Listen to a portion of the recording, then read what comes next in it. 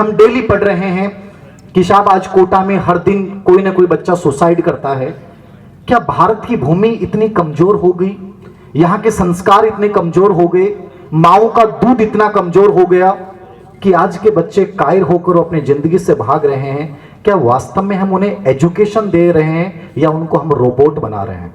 सूरज की तरह उगना, प्रखरता तुम्हारे कदम चूम लेगी। अगर चल सको तो सबको साथ लेकर चलना, सफलता तुम्हारे कदम चूम लेगी। अगर जी सको तो घासीराम जी की तरह जीना, अमरता तुम्हारे कदम चूम लेगी, अमरता तुम्हारे कदम चूम लेगी। आज के इस सुंदर उद्घाटन अवसर पर मैं इस विद्यालय की संचालक प्रदीप जी और भामो जी को बहुत सारी शुभकामनाएं देता हूं। मुझे लगता है कि शिक्षा से बड़ा कुछ नहीं है और इससे ज्यादा आप इस देश को, इस राष्ट्र को, इस समाज को कुछ दे भी नहीं सकते। और आज की इस मंच पर जो आप लोगों ने जिनको बुलाया है, ये इस बात को चरितार्थ करता है कि आपका विजन बहुत बड़ा है, आपकी सोच बहुत दीर्घकालिक है और झुंझुनू में कुछ अनूठा करने के इरादे से आप लोग इस स्तंभ की आपने स्थापना की है, इस बीज को आपने बोया है और ये बीज जो अंकुरित होकर दिखाई दे रहा है, मैं निश्चित रूप से कह सकता हूं, मनोविज्ञान के हिसाब से भी मान लें और मेरा इंट्यूशन भी यही आ रहा है कि बहुत बड़ा वटवृक्ष बनेगा। कि यहां परिवेश के लिए लोगों को यह प्रयास करना पड़ेगा कि वहां एडमिशन कैसे हो। ये शुभकामनाएं मैं इस पूरे विद्यालय परिवार को देता हूं। आदरणीय घासीलाल जी वर्मा साहब के पैर यहां पे आए हैं, बच्चिन इनके इस विद्यालय परिसर में आए हैं। मुझे लगता है कि झुंझुनू जिले में आप किसी भी बड़े से बड़े राजनेता को बुला सकते थे इस समय तो, लेकिन आपने इनको चुना। कि मुझे बेहद उत्साहित, क्योंकि मेरी चुनाव ट्रेनिंग थी और 12:30 बजे मुझे पहुंचना है हराल में। लेकिन जब घासीराम जी का नाम मैंने पढ़ा और प्रदीप ये विद्यार्थी भी रहे हैं और बहुत लंबी इनकी रिक्वेस्ट थी कि सर आना है, मैं रोक ना सका अपने आप को, क्योंकि घासीराम जी के साथ मैंने कभी मंच साझा नहीं किया था। मेरी एक पीएचडी चल रही है झुंझुनू जयपुर राज्य में शिक्षा का विकास। तो जयपुर राज्य में शिक्षा के विकास में मेरी पीएचडी चल रही है, उसमें मैंने इनका संदर्भ लिया है। और 10 दिन पहले उदयपुर एमएलए श्री मोहनलाल सुखाड़िया यूनिवर्सिटी में हमारा डिस्कशन हो रहा था, बाहर से कोई एक्सपर्ट आए थे, तो मैंने घासीलाल जी का विशेष रूप से उदाहरण दिया कि हमारा झुंझुनू जिला बहुत डिफरेंट है और वहां एक ऐसी प्रतिभा है जो शिक्षा के लिए जीते हैं, जिन्होंने नाम बड़ा कमाया है, लेकिन आज भी उसी सरल और सादगी के साथ इस शिक्षा को आगे बढ़ाने में जो उनका अनुपम योगदान है। तो उस करोड़पति फकीर की चर्चा मैंने वहां की, उन्हें बड़ा बहुत खुशी हुई और उन्होंने ये जिज्ञासा व्यक्त की कि हम भी जिंदगी के किसी न किसी मोड़ पे उनसे मिलना चाहेंगे। और मुझे लगता है कि इससे बड़ा अच्छा क्या हो सकता है कि आज इनके कर कमलों से इस विद्यालय परिवार की शुरुआत हो रही है। आप इस विद्यालय की स्थापना आज आपने की है, मैं चाहता हूं कि इसको बहुत बड़े वृक्ष के रूप में तब्दील करना है। आपके पास 1 से लेकर 6 तक के बच्चे आएंगे। न्यू एजुकेशन पॉलिसी एनईपी 2020 पूरे देश भर में धीरे धीरे क्रमशः लागू हो रही है और उस पूरी पॉलिसी का उद्देश्य यह है कि हमें बच्चों का केवल कोऑर्डिनेटिव डेवलपमेंट नहीं करना है, हमें बच्चों का होलिस्टिक डेवलपमेंट करना है। उसमें इमोशनल पक्ष सबसे इंपॉर्टेंट है। हम डेली पढ़ रहे हैं कि साहब आज कोटा में हर दिन कोई ना कोई बच्चा सुसाइड करता है। क्या भारत की भूमि इतनी कमजोर हो गई, यहाँ के संस्कार इतने कमजोर हो गए, माओ का दूध इतना कमजोर हो गया कि आज के बच्चे कायर होकर अपनी जिंदगी से भाग रहे हैं? क्या वास्तव में हम उन्हें एजुकेशन दे रहे हैं या उनको हम रोबोट बना रहे हैं? यह अपने आप में एक सोचनीय विषय है। पूरी एजुकेशन आप झुंझुनू से लेके कहीं भी चले जाइए, मैं राजस्थान भर में जाता हूं अलग अलग प्रोग्राम में, मनोविज्ञान पे मैंने बहुत काम किया, लगभग 27 किताबें मैंने लिखी हैं। मैं एक चीज को समझ रहा हूं कि आज जो सबसे बड़ी जरूरत है वो इस बात की है कि बच्चों को रोबोट नहीं बनाया जाए, उनको वापस से उनका वो बचपन वाला जीवन जो हमारे टाइम में हुआ करता था वो जीने की यदि हम छूट दे देंगे और उसके साथ उनकी कुछ ऐसी आदतें बना देंगे, कुछ ऐसे संस्कार उनमें पिरो देंगे, तो मान के चलिएगा कि आने वाला जो बच्चा होगा वो ऐसा बच्चा नहीं होगा कि पापा ने कुछ कहा, टीचर ने कुछ कहा, परीक्षा ने कुछ कहा, प्रेशर ने कुछ कहा और वो बच्चा हार मान ले। हो ही नहीं सकता। तो कहीं ना कहीं मैं आप प्रदीप जी आपको स्पेशली निवेदन करूंगा, बड़ा विजन लेके चलिए। जिंदगी में कोई मुश्किल आपको रोक नहीं सकती। होंगी यहां बहुत सारे संस्थान, लेकिन आपका यह संस्थान एक अद्भुत इतिहास रचेगा, यह मेरा विश्वास कहता है। बट इस विश्वास के साथ आपको वास्तव में कुछ हटके करना पड़ेगा। इस ढर्रे से बाहर निकलिए, जो ढर्रे आज तक चलते आए हैं। परंपरागत एजुकेशन से बाहर निकलना है। आप उस एजुकेशन पे काम कीजिए कि यहां जो बच्चा आए ना, वो जीवन के निर्माण की शिक्षा लेके जाए। उसे ये लगे कि मैं केवल शिक्षा ग्रहण नहीं कर रहा हूं, मैं अपने जीवन का निर्माण करने आया हूं। उसे अपने घर जैसा माहौल मिले। और मैं तो कहता हूं आप घर से भी बड़ा माहौल पैदा कर दीजिए यहां पे, कि बच्चा घर जाने का मन नहीं करे उसका। घर वाले पकड़ पकड़ के बच्चे को ले जाए, बच्चा कहे मुझे उस स्कूल में जाना है। ऐसा इन्वायरमेंट आपको क्रिएट करना पड़ेगा, क्योंकि वातावरण से बड़ा कुछ नहीं है। वातावरण में इतनी बड़ी सर्जन है और उस सर्जन को तुम्हें आगे बढ़ाना है।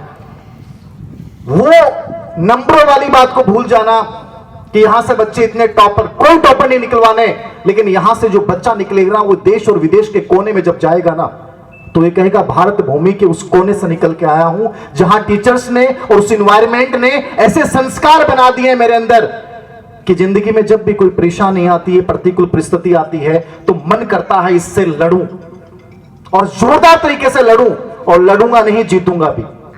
ये आदत जिस दिन हमने अपने बच्चों में पैदा कर दी ना, मैं कहता हूं माता पिता के सब तनाव खत्म हो जाएंगे। और मैं चाहता हूं आप इसी पे पूरा काम करो। वो संस्कार हमें देने हैं, वो आदतें हमें देनी है, वो एनवायरनमेंट हमें देना है जहां कोई प्रतिस्पर्धा नहीं हो। बड़ा अजीब लगता है, मैं आज न्यूज़पेपर पढ़ रहा था कि भाई ने बहन को रोका शादी के लिए, लव मैरिज के लिए। उसी बहन ने उसी भाई के छोटी सी बच्ची को टैंक में डुबो के मार दिया और फेंक दिया। कौन से परिवेश में हम जीने जा रहे हैं और कौन सी शिक्षा की हम बात कर रहे हैं? ऐसे संस्कार हमारे कहीं नहीं थे। मैं चाहता हूं ये सूचनाएं, ये अखबारों में न्यूज आने बंद हो जाएं। आप ऐसे एजुकेशन प्रदान करना, यहां प्रतिस्पर्धा नहीं होनी चाहिए। बदलाव के बीज बोने हैं आपको।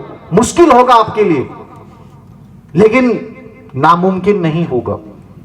यहां से जब बच्चा आए तो खुशी के साथ प्रवेश करे, मस्ती के साथ प्रवेश करे। उसके अंदर यह टेंशन नहीं हो कि मैं आज विद्यालय जा रहा हूं, मेरा होमवर्क नहीं हुआ, क्या होगा, टीचर ने डांट दिया तो नहीं।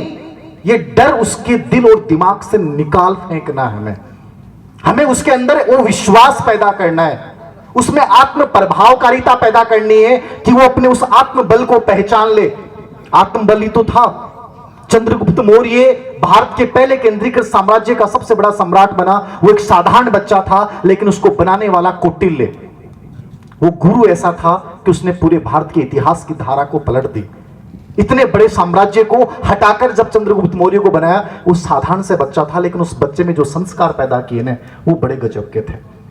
और हमारा पूरा जीवन का उद्देश्य, हमारे पूरे विद्यालय का उद्देश्य, हमारी शिक्षा का उद्देश्य, जिस दिन वो संस्कार पैदा करना हो जाएगा ना, वो जीवन निर्माण की शिक्षा हो जाएगा ना, वो आत्मविश्वास हो जाएगा ना, वो आत्म प्रभावकारिता हो जाएगा ना, वो संवेगात्मक बुद्धि हो जाएगी ना।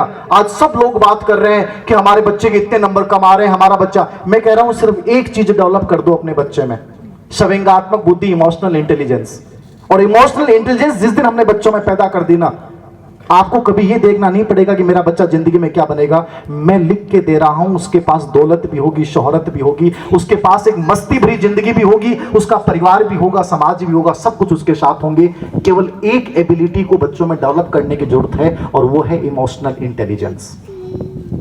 भारत की पुरानी एजुकेशन वही थी, लेकिन बीच में हमने ढर्रा बिगड़ा हमारा। और आज जो ये आप घटनाएं पढ़ रहे हो, जो चीजें देख रहे हो, वो बड़ी दुख प्रदान करती हैं कि बच्चे अपनी मस्ती भूल चुके हैं। बच्चा अपना वो जो एक बचपन का फ्लेवर होता था उसको भूल चुका है। और छोटे छोटे बच्चों में तनाव होता है कि पापा मेरा होमवर्क नहीं हो रहा, मुझे टेंशन हो रही है। छोटे से बच्चों को कब से टेंशन होने लग गई साहब? हमें तो पता नहीं होता था, होमवर्क नहीं हुआ तो भी मस्ती के मूड में चले जाते थे, डर नहीं था। मैं चाहता हूं बच्चों के अंदर से इस डर को समाप्त करना है। वो बच्चा सब चीजें मस्ती के साथ करेगा।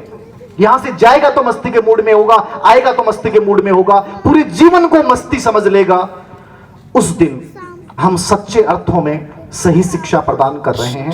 अन्यथा चाहे हम कितनी बड़ी शिक्षा दे दें, उन शिक्षाओं के कोई मतलब नहीं है। और मैं ये चाहता हूं कि इस ढर्रे पे इस स्कूल को काम करना है।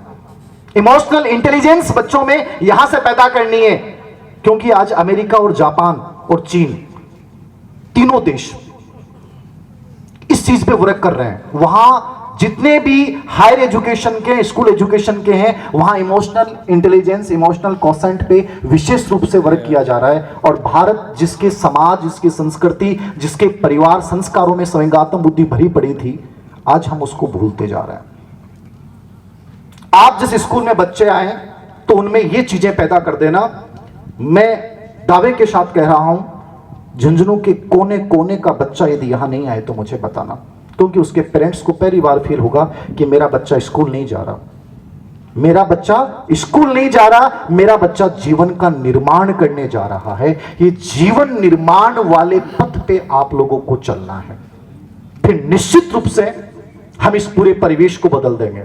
बहुत है कुछ कहने को, मन भी करता है बोलने का, बड़ा आदी हूं, खूब सारा बोल दूं, लेकिन समय की कुछ मजबूरियां हैं, मेरी आज की कुछ चुनावी ट्रेनिंग की वजह से कुछ मजबूरियां हैं। मैं बहुत बहुत धन्यवाद देता हूं कि मुझे यहां आने का मौका मिला और ऐसे परम सम्माननीय महानुभावों के साथ मंच साझा करने का मौका मिला। ये मेरे जीवन का बड़ा सौभाग्यशाली पल है। अंतिम शब्दों के साथ मैं अपनी बात को समाप्त करते हुए इस पूरे विद्यालय परिवार को बड़े उज्जवल भविष्य की शुभकामना के साथ, आओ मिलकर बैठें, भूलें आपसी मतभेदों को, ये सारा देश हमारा है, आमंत्रण दे गुलजारों को, एक दूसरे के हिंदुस्तानी होने पे गर्व करो, हम शामिल करें अनजानों को, साथ साथ बैठकर अरदास करें मां भारती के चरणों को।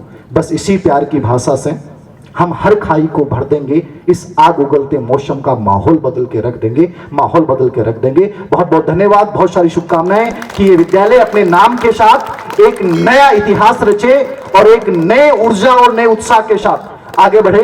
बहुत ढेर सारी शुभकामनाएं। Thank you very much.